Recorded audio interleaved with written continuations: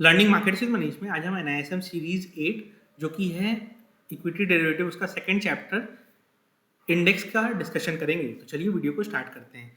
सो index क्या है? Index is basically an statistical indicator that measures changes in the economy in general और in a particular area. इसका मतलब क्या हुआ कि इंडेक्स एक पर्टिकुलर इकोनॉमी के एरिया को इंडिकेट करता है कि उसमें किस तरह का ग्रोथ आ रहा है या किस तरह का डाउनफॉल आ रहा है, या फिर किसी एक पर्टिकुलर एरिया का। ठीक है, मैं आपको एक सिंपल सा एग्जांपल देता हूँ। जब कोरोना का इम्पैक्ट आना चालू हुआ था, मार्च 2020 की बात है, हमारा इंडेक्स 12,900 से गिरते गिरते गिरते गिरते 7,500 तक चला गया था। फिर जब धीरे धीरे अनलॉक होना चालू हुआ और आज जब हम अप्रैल 2021 में बात कर रहे हैं इसकी, तो हमारा इंडेक्स कंप्लीट रिकवर हो चुका है, क्योंकि पहले के जैसे कंप्लीट एक्टिविटी वापस से चालू हो चुकी है और हो सकता है हम ग्रोथ पेस फिर से वापस पकड़ लें। ठीक है, तो जब इकोनॉमी बंद हुई थी तो देखा आपने इंडेक्स ने क्या रिफ्लेक्शन दिया, जब इकोनॉमी वापस से स्टार्ट हुई तो देखा आपने इंडेक्स ने क्या रिफ्लेक्शन दिया। ठीक है, तो ये हो गया ऐसा। अब in case of financial market, index is A portfolio of securities that represent a particular market. मतलब अगर हम निफ्टी की बात करें तो वो इंडिया के ऑलमोस्ट हर सेक्टर से 2-4 बड़ी कंपनीज का रिप्रेजेंटेटिव है।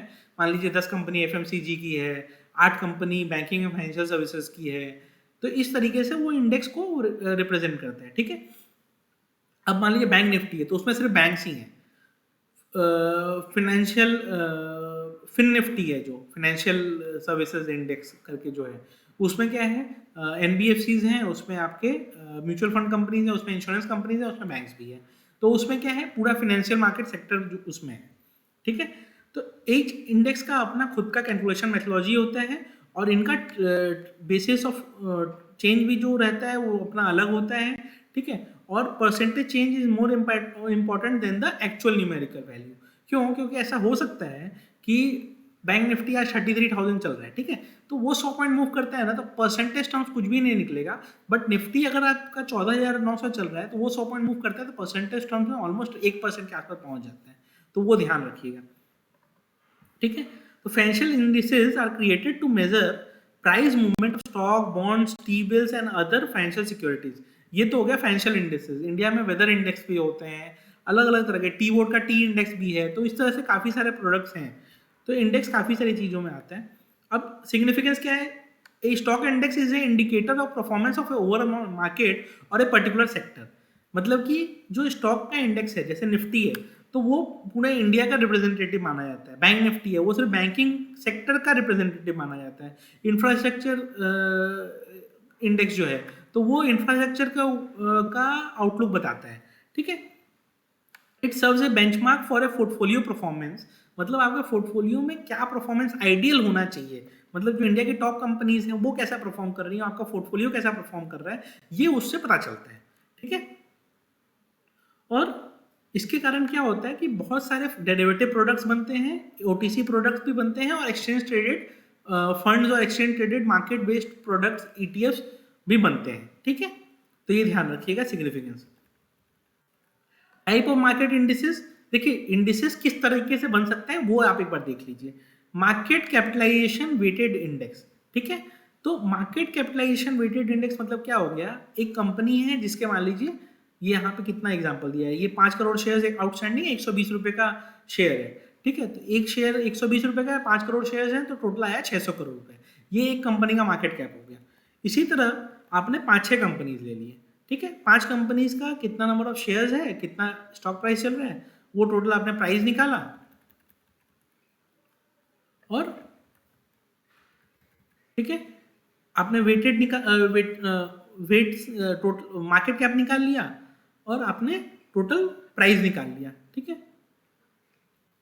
अब न्यू मार्केट प्राइस इसकी आज के डेट में आप निकाल रहे हो, मार्केट कैप आप निकाल रहे हो, उसके बाद आपने टोटल वैल्यू निकाला। अब टोटल वैल्यू ऑफ पोर्टफोलियो आपने निकाल लिया, ये हो गया आपका वेटेड एवरेज। इस पे सम्स आ सकता है, ये ध्यान रखिएगा आप लोग कि इस पे सम्स आ सकता है। इसमें बेसिकली हम क्या कर रहे हैं, देखिए 1995 में स्टॉक की प्राइस थी 150 रुपीज़, आज की प्राइस है 650 रुपीज़। फर्स्ट जो हमने किया 150 रुपीज़ इंटू 20 लाख शेयर्स हमने किया, आया कितना, 300 लैक्स आया। 3000 लैक्स आया, ठीक है। वेट वगैरह यहाँ पे निकाला इन लोगों ने, बट ठीक है, आपको शायद ना निकालना पड़े। अब 650 रुपीज करंट प्राइस हो गया। नंबर ऑफ शेयर्स तो उतने ही रहेंगे। अगर बताया हुआ स्पेसिफिक नहीं है कि शेयर्स इंक्रीज हुए हैं, आप उतने ही शेयर रखिएगा। अगर बता दिया है कि शेयर्स इंक्रीज हुए हैं तो फिर आप वो लीजिएगा, ठीक है। इतना आ गया आपका मार्केट कैप। फिर इसी तरह आपने सबका किया। पहले 18,800 टोटल मार्केट कैप था, सारा मल्टीप्लाई करने के बाद आज है 42,500। एग्जाम में आपको कैलकुलेटर यूज करने मिलता है, माइक्रोसॉफ्ट एक्सेल भी यूज करने मिलता है, और आपको पेपर भी दिया जाता है, तो आप अपना उस हिसाब से कैलकुलेशंस कर लीजिएगा, ठीक है। ये आ गया आपका इतना। मार्केट कैपिटलाइजेशन मेथड में क्या हुआ कि number of shares into market price, और ओल्ड वैल्यू अगर आपने 100 पकड़ा था तो आज के डेट में वैल्यू क्या होगी। आज के डेट में प्राइस एवरेज आ रहा है आपका 525, और यहाँ पे पहले क्या प्राइस एवरेज था 296, ठीक है। तो यहाँ पे आपने उसको डिवाइड किया तो जो 100 रुपए का इंडेक्स था आज वो 177 हो जाएगा, ये यहाँ पे बता रहा है। और ये जो आपको दिख रहा है कि ये 296 और 525 कैसे आया, तो देखिए 296 कैसे आ रहा है, ये क्या कर रहे हैं ये लोग, वेट निकाल रहे हैं कि 18,800 टोटल मार्केट कैप है, उसमें 3,000 कितना वेटेज रखता है, तो 16% रखता है। और आपका शेयर प्राइस क्या है, 150 रुपये शेयर प्राइस है, तो आपको अगर एक इंडेक्स निकालना है तो उसके वेटेज इंटू आपको शेयर प्राइस करना पड़ेगा, तो ये आ गया आपका यहाँ पे, ठीक है। इसी तरह 450 रुपीज़ का एक स्टॉक है और उसका 18,800 करोड़ में 7,200 करोड़ तो उसी का मार्केट कैप है, तो उसका वेटेज कितना है 0.38, इसको आपने इंटू किया तो आपका ये वैल्यू आया। ये सारे का समेशन करके 296.28 आया। यही चीज़ यहाँ पे निकाली गई है। इसी तरह यहाँ पे weightage into total market cap किया गया है, और ये market cap divided by total is equal to 0.31, वही चीज़ यहाँ निकाली गई है। ये हो गया आपका मार्केट एवरेज वेटेड। हमारे इंडिया में जो भी इंडेक्सेस बनते हैं वो फ्री फ्लोट मार्केट कैपिटलाइजेशन के बेसिस पे बनते हैं, ठीक है। फ्री फ्लोट मार्केट कैपिटलाइजेशन क्या होता है, free float market capitalisation basically ये हो गया कि जो पब्लिक के द्वारा होल्डिंग है अदर देन प्रमोटर्स, ठीक है। पब्लिक में आपके FIIs DIIs भी आएंगे, नॉर्मल इंडिविजुअल्स भी आएंगे, but other than the promoter और the owner of the group जो भी रहेगा वो आपका फ्री फ्लोट में काउंट होगा। In businesses, equity holding is divided into various stakeholders: promoters, institution, corporate, individual. Market has to segregate this on the basis of readily available share for trading. मतलब जो share available for trading है, देखिए promoter के जो share है वो तो आज बेच नहीं रहा है, राइट, वो कभी कभी रेयरली बेचेगा। तो अवेलेबल फॉर ट्रेडिंग क्या है, अवेलेबल फॉर ट्रेडिंग FIIs वाले हैं, DIIs वाले हैं, इंडिविजुअल्स वाले हैं। तो जो भी अवेलेबल फॉर ट्रेडिंग है उसको बोलते हैं हम फ्री फ्लोट, ठीक है। फ्री फ्लोट का मार्केट कैपिटलाइजेशन निकाला जाता है। अब मान लीजिए जैसे ऊपर वाले एग्जांपल है 5 करोड़ शेयर्स थे, उसमें मान लीजिए फ्री फ्लोट सिर्फ 2 करोड़ शेयर है, तो 2 करोड़ के हिसाब से मार्केट कैप निकाला जाएगा। हमारा सेंसेक्स और निफ्टी दोनों आपका फ्री फ्लोट मार्केट कैपिटलाइजेशन के बेसिस में, तो सेंसेक्स निफ्टी दोनों फ्री फ्लोट के बेसिस में। इसीलिए आप देखोगे कि रिलायंस का टोटल मार्केट कैप रहता है ये क्या नाम है इसका, आपका टोटल मार्केट कैप रिलायंस का है अराउंड 14 लाख करोड़, बट उसका इंडेक्स में वेटेज है अराउंड आपका 13% के आसपास। और HDFC बैंक का 8 लाख करोड़ के आसपास ही मार्केट कैप है, बट उसका इंडेक्स में वेटेज रिलायंस थोड़ा सा ज़्यादा रहता है या फिर ऑलमोस्ट एट पार रहता है। क्यों? क्योंकि HDFC में फ्री फ्लोट ज़्यादा है और रिलायंस में 50% मनी फैमिली की होल्डिंग है, तो फ्री फ्लोट उसमें 50% ही है, तो 7 लाख करोड़ वहाँ आया। HDFC ग्रुप में आपका रफली 80-85% फ्री फ्लोट है। अब प्राइस वेटेड इंडेक्स, तो प्राइस वेटेड इंडेक्स हमने जो ऊपर कैलकुलेशन किया ऑलमोस्ट सेम कैलकुलेशन वही है। इसमें देखिए 310 वहाँ पे निकल रहा था प्राइस वेटेड, प्राइस आपका निकल रहा था, यहाँ पे 532 आया, उसको आपने डिवाइड करके 100 के बदले 171 निकाला अपना इंडेक्स, ठीक है। डाउ जोन्स और निकेई 225 आपका प्राइस वेटेड इंडेक्सेस पे है, हमारा निफ्टी सेंसेक्स फ्री फ्लोट पे है, ठीक है। ये कैलकुलेशन आपने जैसे ऊपर समझाना वही चीज यहाँ पे है। शेयर प्राइस से यहाँ इंटू किया गया है और शेयर प्राइस का वेटेड निकाला गया है। यहाँ पे शेयर प्राइस का सम किया आपने और 150 रुपये 1250 का कितना होता है, 12% होता है, ₹300 1250 का कितना होता है, 24% होता है, वही यहाँ पे निकाला गया है। हमने जो ऊपर किया था उसमें क्या किया था, हमने मार्केट कैप निकाला था, हमने प्राइस पे नहीं निकाला था, हमने मार्केट कैप पे निकाला था। मार्केट कैप का वेटेड एवरेज हमने किया था, ये प्राइस वेटेड है। हमारे लिए इंडेक्स वेटेड एवरेज मान के रखिएगा, प्राइस वेटेड पे बहुत रेयरली कोई क्वेश्चन आ सकता है। हाँ, ये आ सकता है कि कौन से ऐसे दो इंडेक्स हैं, तो डाउ जोन्स है, निकेई है। अब इक्वल वेटेड इंडेक्स, देखिए इक्वल वेटेड इंडेक्स क्या करता है, इसमें लार्ज और स्मॉल कंपनीज में वो कोई डिफरेंशिएशन करता ही नहीं है। वो क्या करता है कि सबको इक्वल वेटेज दे देता है,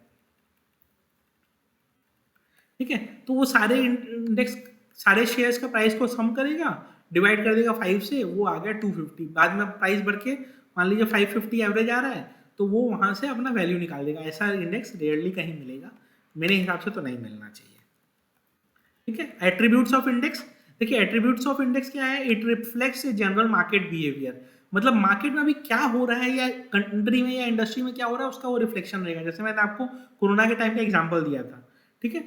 it should be computed by an independent third party. देखिए ऐसा है कि जो भी इंडेक्स बनाते हैं, जैसे एनएससी का निफ्टी है या बीएससी का सेंसेक्स है, दोनों को ना एक उन्हीं की सब्सिडरीज हैं या इंडिपेंडेंट कंपनीज है जो कि बनाती हैं। एनएससी का आपका एनएससी इंडिसेस लिमिटेड करके उनकी एक कंपनी है जो कि उसको मैनेज करती है, उसका सारा कैलकुलेशन वगैरह करती है। और ये लोग सब ना थॉमसन रॉयटर्स से या आपका एसएनपी से, जैसे बीएससी का आपको दिखेगा एसएनपी 5, बीएससी एसएनपी सेंसेक्स, तो वो लोगों ने स्टैंडर्ड्स एंड पुअर्स से अपना वो करवा के रखा है। एनएससी का निफ्टी है, एनएससी का सीएनएस निफ्टी क्यों बुलाया जाता है, क्योंकि उन लोगों ने उनसे अपने वैल्यूएशन वगैरह करा के रखे हैं, ठीक है। और क्यों कराया जाता है, ताकि वो free from any influence of market participant रहे। अब स्टैंडर्ड्स एंड पुअर्स इतनी बड़ी ऑर्गेनाइजेशन है कि उसको एक या दो कंपनी से कोई फर्क नहीं पड़ता है, तो वो लोग क्या करेंगे, हमेशा अपना इंडिपेंडेंट जजमेंट दे देंगे, और it should B professionally manage. देखिए इंडेक्स में ना कुछ कुछ क्राइटेरियाज होते हैं, उस क्राइटेरियाज को टाइम टू टाइम मैनेज करना पड़ता है, ठीक है। इम्पैक्ट कॉस्ट, देखिए liquidity in the context of stock market means where large orders are executed without moving the prices. मतलब क्या है कि मान लीजिए मैं 10,000 रिलायंस के शेयर खरीदने जाता हूँ, तो ऐसा ना हो कि मैंने 10,000 रिलायंस शेयर बाई का ऑर्डर डाला तो प्राइस 100 रुपये ऊपर चला गया, ऐसा ना हो। 2-3 रुपए के अंदर ही वो ऑर्डर एग्जीक्यूट हो जाए। आज के डेट में 10,000 शेयर आप आईटीसी में खरीदने जाते हो ना, 5 पैसा भी आप प्राइस नहीं ला पाओगे। 10,000 शेयर आपको उसी पर्टिकुलर प्राइस में मिल जाएगा जो प्राइस पे आप ऑर्डर मारने जा रहे हो, आप 1 पैसा 5 पैसा भी हिला नहीं पाओगे आपके कारण, ठीक है। तो वो हो गया आपका लिक्विडिटी, उसमें लिक्विडिटी ज्यादा है। ये जो आपको बाई सेल का ये दिख रहा है ना, आपको बिड आस्क आपको दिख रहा है, अब 1000 क्वांटिटी 4 रुपए में बाई है और 4.5 रुपए पे 2000 क्वांटिटी सेल है, तो यहाँ पे इम्पैक्ट कॉस्ट क्या आएगा, अगर कोई को 4 रुपए पे ऑर्डर नहीं मिल रहा है तो उसको एटलीस्ट 4.5 रुपए पे ऑर्डर मारना पड़ेगा, तब उसका जाके ऑर्डर एग्जीक्यूट होगा। तो इम्पैक्ट कॉस्ट के लिए आ गया 50 पैसे, और इसी 50 पैसे का जो डिफरेंस है उसको बोलते हैं बिड आस्क स्प्रेड, ठीक है। सो अब उसको खरीदना भी है तो उसको अपना प्राइस मॉडिफाई करके ऊपर के ऑर्डर पे देना पड़ेगा। अब मान लो कोई 2000 क्वांटिटी बेचना चाहता है तो उसको बेचना ही है। अगर मान लो उसको बेचना ही है तो उसको 4 रुपए पे 1000 क्वांटिटी बेचना होगा, 3 रुपए 90 पैसे पे 1000 क्वांटिटी बेचना पड़ेगा। ये एक दिक्कत है, ठीक है। तो वो उसके लिए आ गया बिड आस्क स्प्रेड।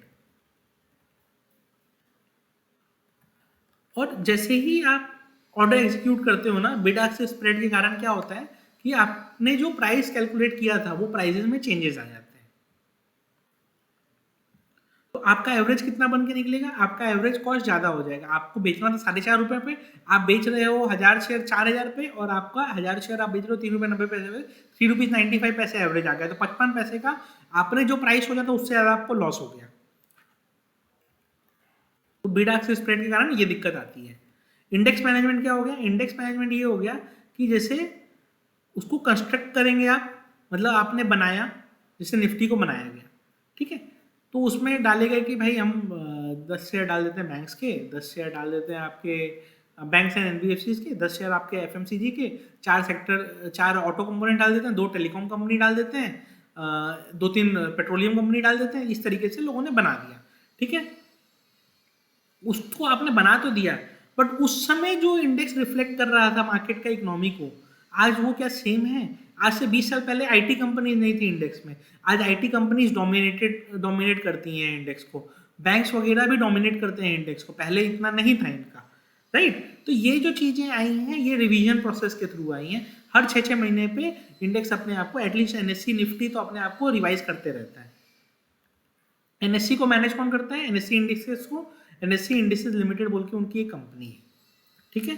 इस इंडेक्स वाले लोग क्या करते हैं, जो भी बोनस इशू आता है उसका फैक्टर डालते हैं, राइट इशू का फैक्टर डालते हैं, stock split, consolidation, merger, demerger, सबका इंपैक्ट उसमें वो डालते हैं। अब इंडेक्स कंस्ट्रक्शन क्या हो गया? डाइवर्सिफिकेशन और लिक्विडिटी का बैलेंस बनाना पड़ता है। अब आपने सोचा हर सेक्टर से एक कंपनी डाल देते हैं, बट उसमें लिक्विडिटी नहीं है, तो आप डाल के करोगे क्या, राइट। आपको लग रहा है आप ये शेयर डाल सकते हो, बट उसमें लिक्विडिटी नहीं है, तो वो शेयर के बदले उस इंडस्ट्री का दूसरा शेयर आपको लेना चाहिए। तो ये हो गया आपका कंस्ट्रक्शन का, ठीक है। A well diversified index reflect behaviour of overall market. तो जैसे मैंने आपको बताया कि कोरोना जब आया था तो ऑलमोस्ट हर सेक्टर डाउन हो रहा था। कौन से सेक्टर्स ऊपर थे? एफएमसीजी वगैरह ऊपर थे। क्यों? क्योंकि देखिए लोग खाना पीना तो बंद नहीं कर रहे थे ना, तो एफएमसीजी स्टॉक स्टेबल थे उस समय, बहुत ज्यादा नहीं गिरे थे कंपेयर टू देयर पीयर्स। बाकी अगर 70% गिरे थे तो एफएमसीजी 30-40% गिरे थे। क्यों? क्योंकि उनके सेल्स तो हो रहे थे। स्टॉक एक्सचेंजेस के शेयर उस समय नहीं गिरे थे। क्यों नहीं गिरे थे? क्योंकि स्टॉक एक्सचेंजेस फंक्शन कर रहे थे, एमसीएक्स पीएससी उस समय अपना फंक्शनिंग कर रहे थे, राइट। और जितना अच्छा डाइवर्सिफिकेशन होगा उसके बाद वो रिस्क कम कर देगा उतना ज़्यादा पब्लिक के लिए, ठीक है। जनरली आपको एक ढंग का रखना चाहिए, 10 से 20 स्टॉक, 30 स्टॉक, 50 स्टॉक, इस तरह का इंडेक्स रखना चाहिए। उससे ज़्यादा आप करते हो ना तो कोई रिस्क में कुछ खास बेनिफिट नहीं होता है। रिस्क का बेनिफिट 30 स्टॉक 50 स्टॉक तक ही लिमिटेड है, उससे ज़्यादा आप करोगे तो रिस्क में कुछ चेंज हो, क्योंकि वेटेज आप कम करते जाते हो, तो रिस्क रिडक्शन ऐसा उससे कुछ खास सिग्निफिकेंट होता नहीं है। तो वो भी एक बैलेंस बना के रखना पड़ता है इंडेक्स करते समय। देखिए फ्यू मेजर इंडिसेस इन लोगों ने कहा, एसएनपी, बीएसई, सेंसेक्स, जो है मैंने आपको बताया कि एसएनपी क्या है, Standards and Poor's, BSE Sensex, BSE mid cap, 100, 200, 500। देखिए ऐसा है कि ये सब में सिर्फ सेंसेक्स ज़्यादा पॉपुलर है। निफ्टी में Nifty next 50, Nifty 500, Nifty bank, ये सारे पॉपुलर हैं। एसएक्स 400 पे ज़्यादा ट्रेडिंग होती नहीं है, पहले एक जमाने पे स्टार्ट जब हुआ था तब होता था, अब नहीं होता है। एप्लीकेशन ऑफ इंडिसेस, इससे इंडेक्स फंड्स बनते हैं। लोग को मान लीजिए शेयर में डायरेक्ट इन्वेस्ट नहीं करना है, अगर आपको शेयर में इन्वेस्ट करना है, आप कितना शेयर लोगे, किस क्वांटिटी में लोगे, तो लोग क्या करते हैं, इंडेक्स फंड खरीद लेते हैं। मान लीजिए जब बाजार नीचे गया था तो लोगों ने निफ्टी फंड खरीदा था, आज वो निफ्टी फंड 60-70% रिटर्न पे बैठे हुए हैं लोग, ठीक है। तो वो हो गया। किसी ने मान लीजिए बैंक निफ्टी का फंड ले लिया, तो बैंक निफ्टी जब बढ़ेगा तो वो फंड की वैल्यू बढ़ेगी, जब बैंक निफ्टी गिरेगा तो वो फंड की वैल्यू गिरेगी। फिर इंडेक्स के डेरिवेटिव्स होते हैं, इंडेक्स की डेरिवेटिव्स को ट्रेडिंग की जाती है, हेजिंग के लिए भी की जाती है, स्पेकुलेशन के लिए भी की जाती है। इंडिया में 99% स्पेकुलेशन और ट्रेडिंग के लिए की जाती है। फिर एक्सचेंज ट्रेडेड फंड्स होते हैं, जो ईटीएफ्स होते हैं, निफ्टी 20 हो गया, फिर उसके बाद आपका ICICI prudential mutual fund, spice हो गया, ये सब क्या हो गया कि वो इंडेक्स पे फंड्स को ट्रेड कराते हैं। मतलब निफ्टी 20 उन्होंने बना दिया, अब किसी को निफ्टी में डायरेक्ट ट्रेड ना करना हो तो वो क्या करता है, निफ्टी 20 खरीद लेता है, तो निफ्टी जिस डायरेक्शन में मूव करेगा निफ्टी 20 उसी डायरेक्शन में मूव करते रहेंगे। तो ये हो गया ईटीएफ। तो अब चैप्टर 3 हम लोग नेक्स्ट वीडियो में डिस्कस करेंगे। चलिए इस वीडियो को यहीं एंड करते हैं।